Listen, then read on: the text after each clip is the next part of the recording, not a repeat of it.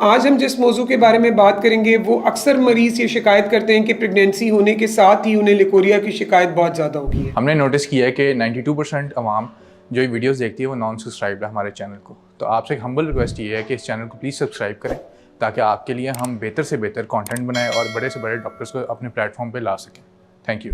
अस्सलाम वालेकुम, मेरा नाम डॉक्टर सायरा ज़ेशान है। मैं गायनी में एसोसिएट प्रोफेसर हूँ। जैसे ही प्रेगनेंसी होती है आपके जिस्म में ईस्ट्रोजन का लेवल बढ़ जाता है और बॉडी में हार्मोनल चेंज की वजह से एक थिन ट्रांसपेरेंट डिस्चार्ज या लाइट ये जो वाइट कलर का या पेल वाइट कलर का डिस्चार्ज अक्सर पेशेंट्स एक्सपीरियंस करते हैं। लेकिन उस डिस्चार्ज के साथ आपको किसी किस्म की कोई इचिंग नहीं होगी, उसके साथ कोई स्मेल नहीं होगी, उसके साथ यूरिन का कोई प्रॉब्लम नहीं होगा।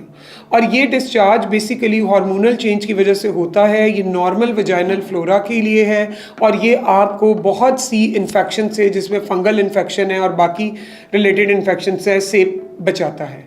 लेकिन अगर आपको डिस्चार्ज इस तरह का हो रहा है कि वो उसके साथ आपको फुटकड़ियों टाइप है, आप उसके साथ आपको बहुत ज़्यादा इचिंग है, स्मेल है, तो ये फंगल इन्फेक्शन को रिप्रेजेंट करता है और इसके साथ साथ थोड़ा बहुत आपको यूरिन का भी प्रॉब्लम होगा, यूरिन में भी है।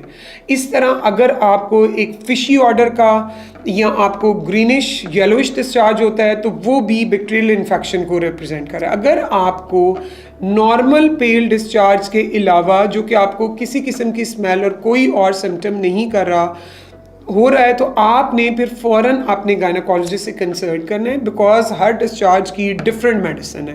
फंगल डिस्चार्ज के लिए आपको एंटी फंगल देनी पड़ेगी, दूसरे डिस्चार्ज के लिए आपको मेट्रोनिडाजोल देनी पड़ेगी। लेकिन वो तभी पॉसिबल है जब आप अपने गायनेकोलॉजिस्ट के पास जाएं, वो आपका स्पेकुलम एग्जामिनेशन करें, डिस्चार्ज की टाइप देखें और उसके मुताबिक आपको ट्रीट करें। इसके अलावा ये कि आपने अपनी पर्सनल हाइजीन का बहुत ज़्यादा ख्याल रखना है। आप कोशिश कीजिए कि आप खुले कपड़े पहनिए, आप हाइड्रेटेड रहिए और आप अपनी हाइजीन का ख्याल रखिए। Thank you.